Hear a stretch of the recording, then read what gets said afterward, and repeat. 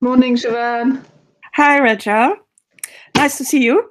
Yes, and yourself? So another round of conversations. I have prepared a question, but I need a little moment to introduce the question. Okay. So please bear with me. So I've been working in art and design education for nearly 30 years. And when I started working and when I did my own MA and PhD, there was a great emphasis on accessing thought models and language that was enabling artists who used to work just visually or with materials to give them language. And last week, I was on an international presentation. You know, this is the good outcome out of COVID, that we can go to presentations all over the world. Yes, yes. And, as long as they make it open to the public, we can join. So I joined from the art school in Weißensee in Berlin. And it was a presentation by Glenn Adamson. So I was curious what he is up to. And he talked a lot about complexity. Now, he has his way of addressing this. But of course, it triggered also in my thinking this notion of complexity and my perception that in art and design education, everything has become more and more streamlined over the last, 10 years. So to address complexity within either as an educational project or indeed to deal with complexity in one's own practice seems to be, how do we call it, sidetracked? Or is sort of there's no time, there's no tooling, there's not enough thinking time. There is, it's sort of like everything is put into boxes and then the box is ticked and then we go to assessment. So I want to talk about complexity. And I want to talk about projected emotional complexity. And I think your work is very particularly interesting in that respect, because it triggers very complex feelings. So I'm talking about Lovingly Murdered, maybe not so much The Pearls. So there is something that when viewing your work, one is emotionally exposed to that is ambivalent, complex. It has resonance. That's another word that also Glenn uses, but he is using it very differently to how I would use it. But I wanted us to talk about these two things in our own way, and the way we have been discussing this over quite a lot of years now. So I want you to kind of like respond to this question of resonance, complexity first as a more important one, how to address complexity in one's own practice, how to articulate it, and is it at all possible to design resonance? Actually, I mean, sorry, as a sideline, before this interview, I tried to do a search on our online library, university library, and everything I got from the reading list was either related to engineering or electronics. Right. I think resonance is also a very interesting term, but there I couldn't find anything related to art and design. Anyway, over to you. Gosh, immediately the first thing I'm thinking is, I'm sorry I missed the presentation. And while you were talking there, for myself, I was hit by kind of a wave of I must go. Sorry. Yeah.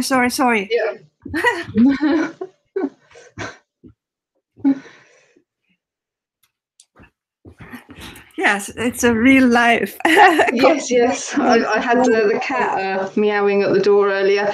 As you were speaking there, I got hit by a wave of kind of emotional feeling, I suppose, when you were speaking. I think the entirety of my practice, from the polythene to the lovingly murdered to the pearls and a whole pile of other stuff, for me is sort of an exploration of value, how we value things emotionally, physically, practically, environmentally. And I don't have any answers. So the only thing I can do with kind of my own curiosity is sort of make work to explore what it is I'm trying to ask of myself. And at the moment, I don't actually have any answers to that either, which leaves me kind of running out of road. And the only thing I can do with that is then come back to my practice and make more work to try and find some answers. So I'm sort of in this circular pattern of trying to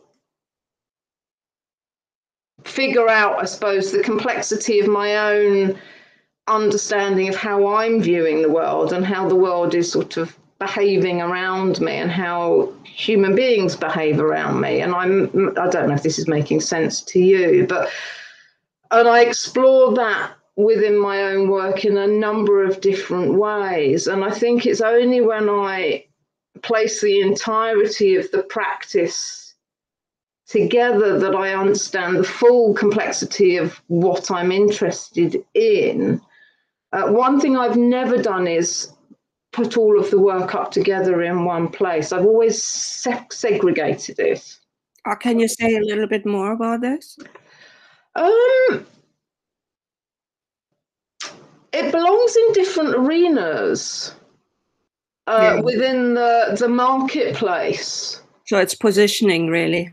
Yes, but not all of it. So that's a really daft way of answering that.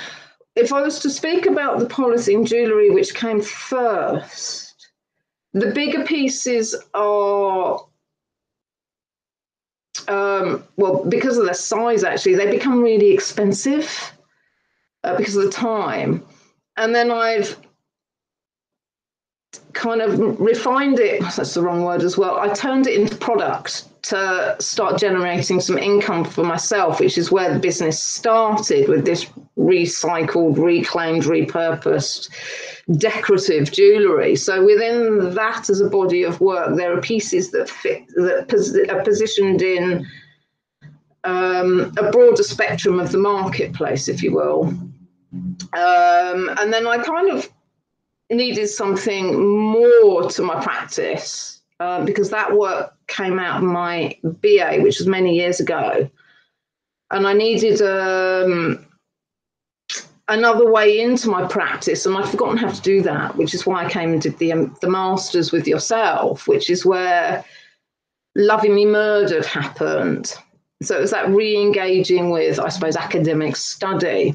And at that point, I think the work becomes much more evocative, as you were describing, where I became able to be more sophisticated with the visual triggers.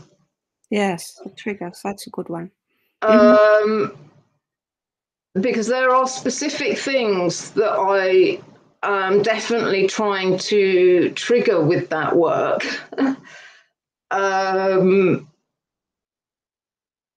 Sometimes more successfully than others, but just the act of using a toy in the first place is a fairly large trigger for some, not for all.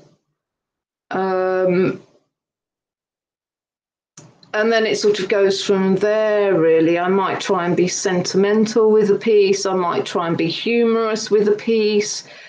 I might try and make rude things with a piece. I might try and disguise that a bit. I might try and be really overt with it.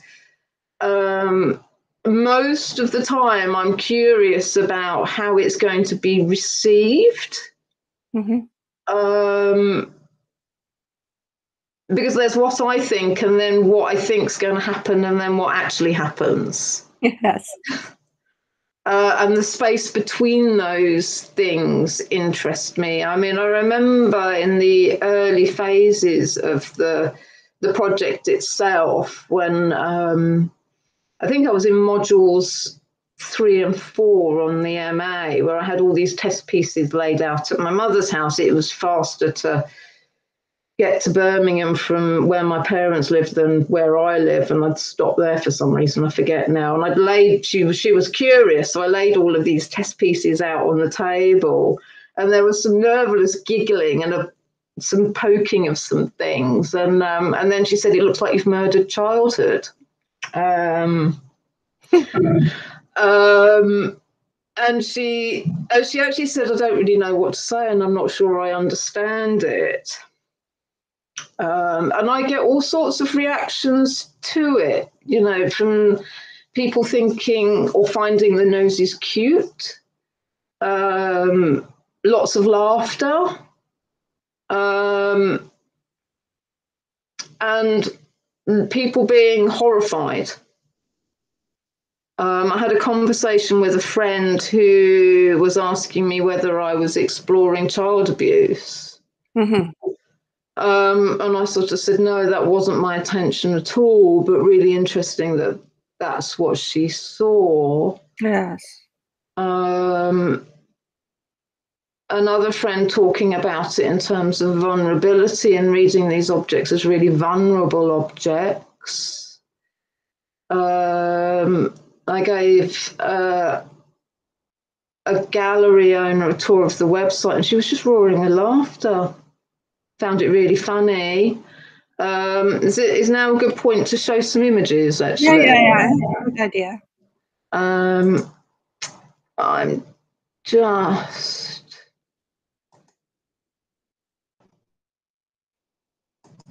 just going to share that, if I can figure out how to do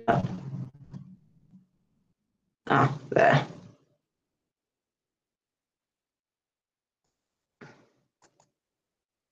Has that arrived for you? Yes. Yes, came to through. So this is the work that I made on the MA. So the really early days of it. You probably remember this piece. Of course, where this purple comes out. And this isn't all of it, actually. There was a lot happening in that first year. And if I go to, there, Bunny 7, that's one toy which I separated into all of these pieces, which then got sent globally across the world. And I'm not sure, you've got an ear, I believe. Yeah, I got the ear and I wear it a lot. I call it my third ear. Yes.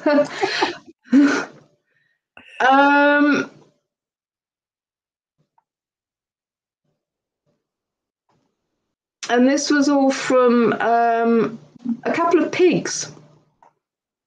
Oh, one hippopotamus, and a donkey.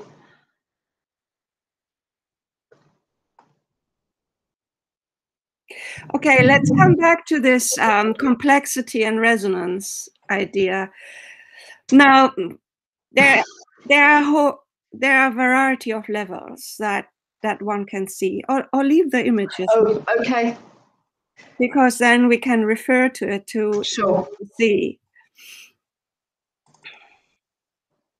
Yeah. One of the things that make them so powerful, I think, is, of course, the taboo that is overstepped, but it's never overstepped in such a way that it is shocking.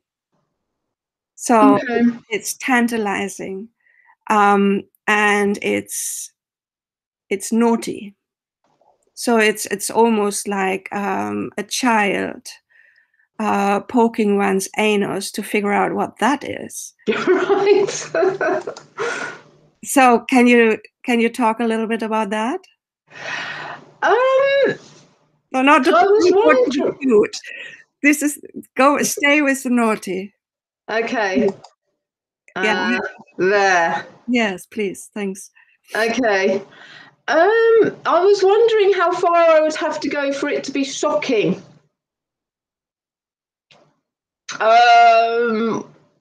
Because that's something I don't know if I've actually ever achieved that. These pieces are, I suppose, playful. Yes. Okay, so there was a point again, and I'm going back to the MA again, when I got stuck in procrastination. And I was debating, I'd had this idea to use a soft toy as part of my work, and I spent, I think, about 4 weeks talking about doing it and pondering whether I should do it. And umming and ahhing over it. And it took 4 weeks to go and buy the first soft toy.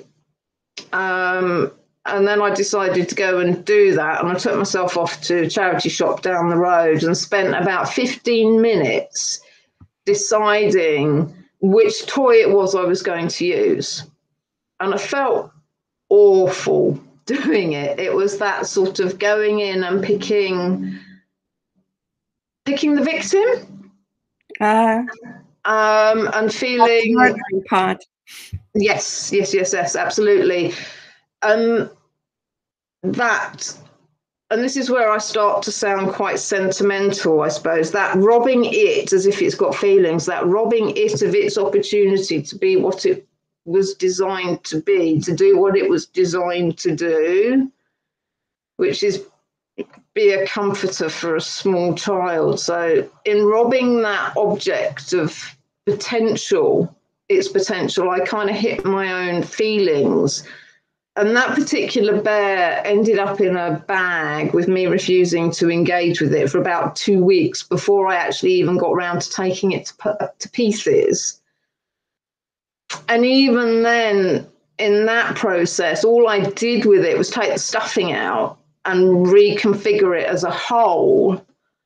I still got it. I could still put it back together really, really quickly and turn it back into a fully functioning bear. And it took, I think, about 5 months for me to actually be able to behave with these pieces to the point where they can never be a toy again, not in that way anyway. So they became completely reimagined, I suppose. And I think within that process, there's something about how far personally I can actually go. I hadn't really thought about it in these terms. So they don't cross the line, quite possibly because I'm not able to. Though some of them I think get quite close.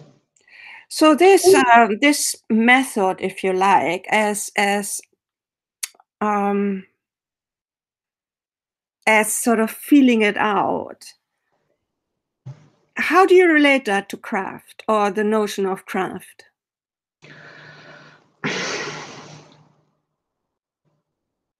What is the craft in there?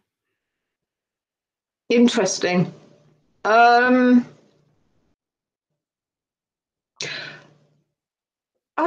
gosh, I don't know.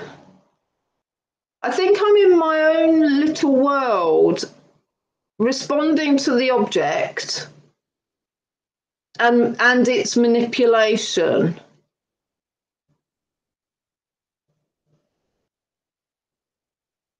And it then informs what it is going to be through how I decide it's going to look. things get sewn together, tried, tested in regards to kind of how I want it to look. And I know when it's not right and I know when it's right. It's intuitive's not the right word. I'm not sure if craft is in there really. It's kind of very much physical manipulation. I mean, I'm curious to know if you disagree with that or not. I mean, there's a crafting of components to make the things wearable, but that happens as I'm going. Yeah, but I mean, there is quite a bit of a difference. I'm saying that from knowing your work for so many years, from, you know, the early MA work to what you have, well, Munich was, what, 2 years ago, what you've shown there. So Yes. the sculptural entities and the near perfect making of it has quite advanced. Isn't that craft? Your thinking has become so clear. Right. Even though, you know, you might fumble for words to articulate your inner process as the person creating these things. But from an outsider watching your development of your work, there is Okay. there's quite a curve to be observed. Right. I mean, the sewing, I suppose, I grew up with that as a child, and you're right. There is a craft to how that is achieved. This complexity that you started the conversation with, that and this word language, when you're right. I struggle to find the words, yet I trust the work to do that for me. Mm-hmm. Hopefully more successfully. There's a visual complexity that the language no,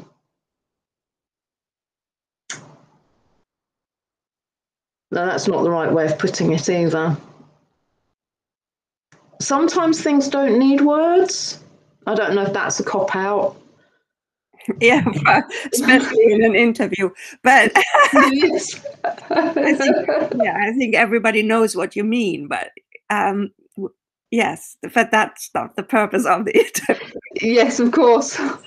So okay, I mean to move this or to move this on a bit, and is this resonance that is so important for you to invoke in your audience.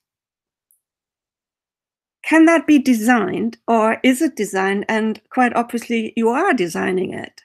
But if you go back to the word resonance, it's a similar thing to, you know, when students talk about wabi sabi. I always go like, what? I mean, you can't design it. It's, you know, the philosophical root to it is that it appears as a Yes. combination of life's phenomenon and a spiritual entity where it comes from, or dimension rather. So the same thing with resonance. Does it emerge? And for the artist or designer, or let's just say for the craft artist, how do you manipulate your practice so it emerges? Okay, for me, I think that's evolved. Yes. If I jump to 2013 for a moment, there's a particular piece I'm looking for.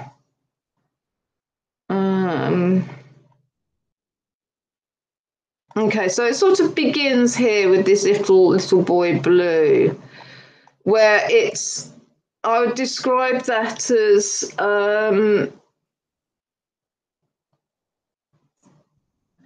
unsubtle. To the pieces I made in 2020, these pieces, where there's a complexity, particularly this piece, Rhino, where this was a really deliberate piece of work. I knew when I had the toy in my hands what I was going to be able to achieve with it. At least this is how I understand it.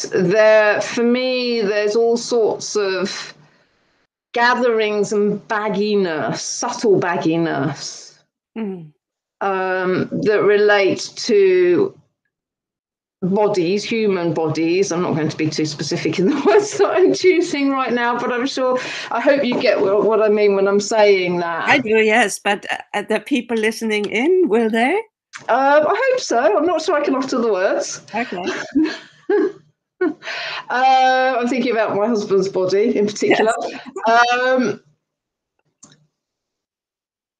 I think that I've become subtler with my visual clues, more playful perhaps, and it's hopefully, and it's come through, I'm just thinking about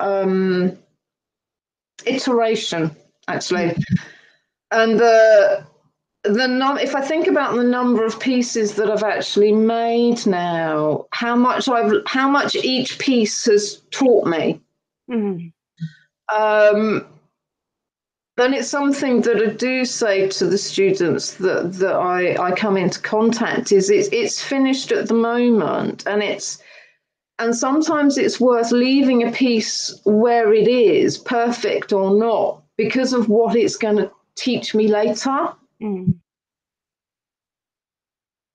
Yes. I mean, there's this weird, I mean, it also occurred to me, there's this weird, it's like when I applied to my MA, I wanted to do my MA in history and theory of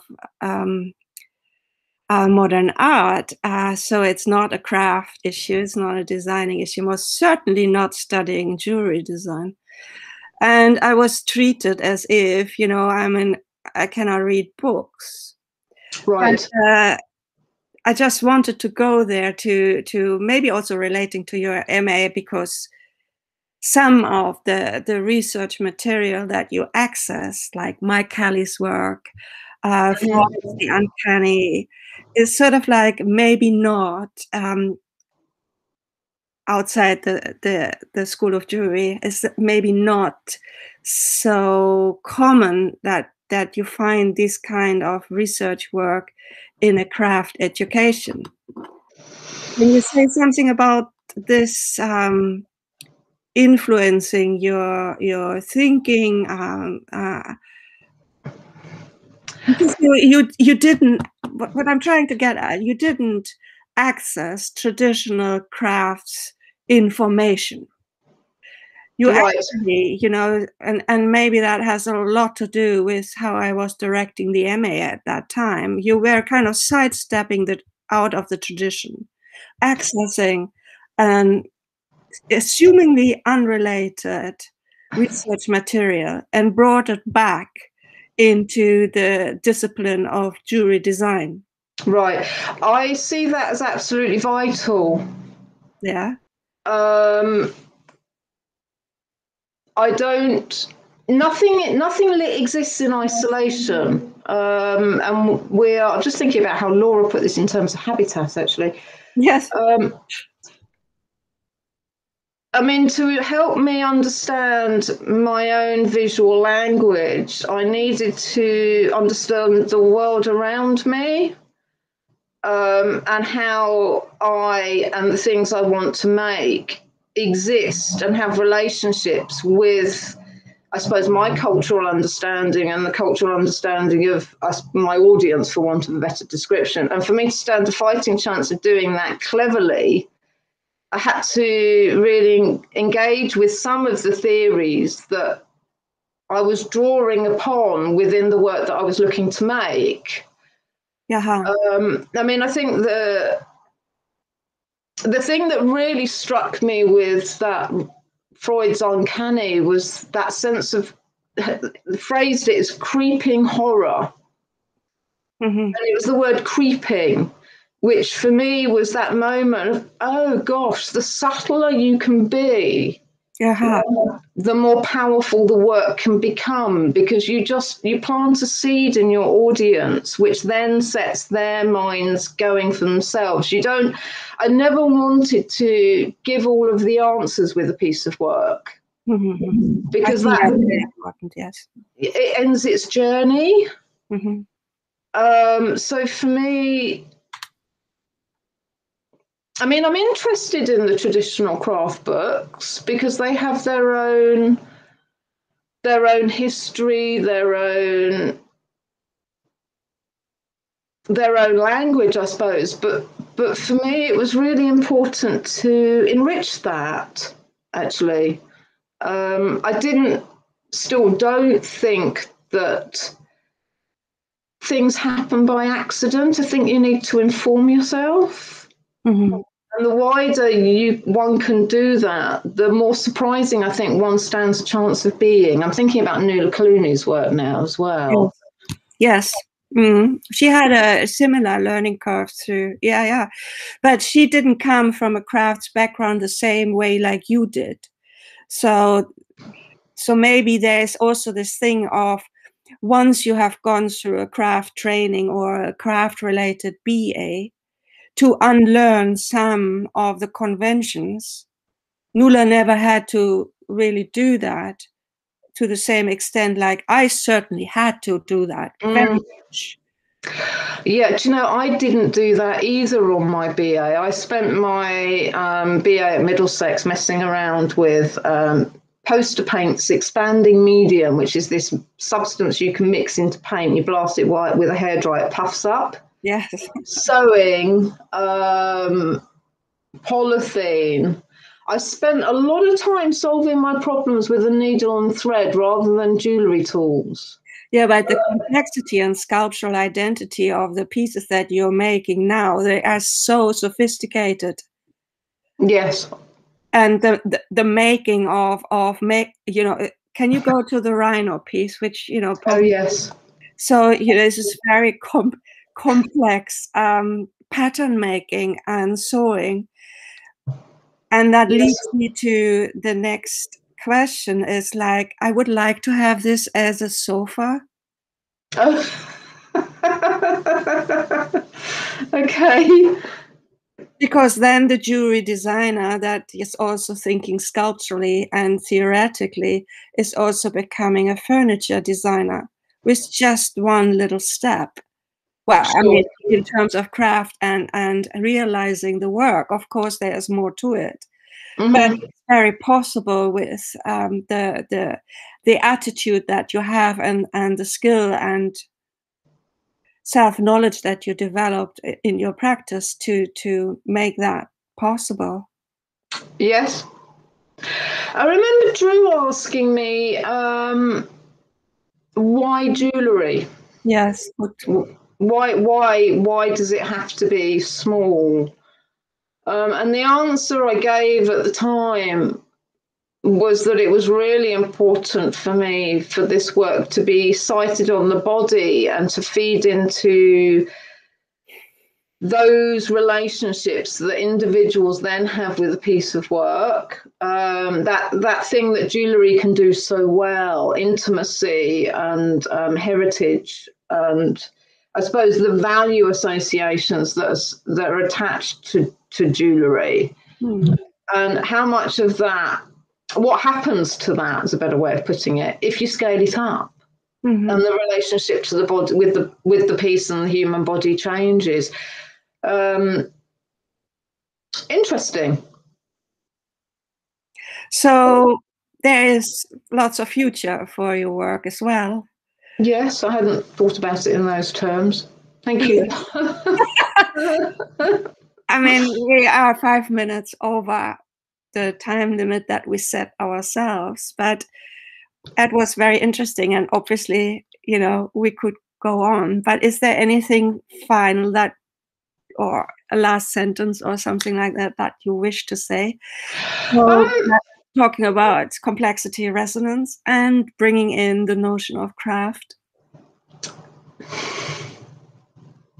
It's really important, actually, to have these conversations. I haven't had a conversation like this about my work for a couple of years now, at the very least, and I hadn't thought about it. I hadn't set the time aside to consider my work with some rigor, actually. And what it's done is made me really realize that I need to do that more often. And that's the thing. I know that, but I'd forgotten that I knew that. Yes, but it's the same for me. I think, it's sort of like, I wonder if the kind of self-conversation, the dialogue you have with yourself in the studio, if this is all that we need also to have some sort of external conversations like we just had. It's really important for me that happens, actually. I never made this work for it to exist in isolation. That's sort of going back to, I suppose, where I started, really. Was it, there's what I think about it, but then that's equally narrow. Maybe we should think about master classes for people who have already kind of an established studio practice, to have these critical conversations. Which is the thing that I really gained from the masters, actually. Yes, I agree. I think that's a great idea.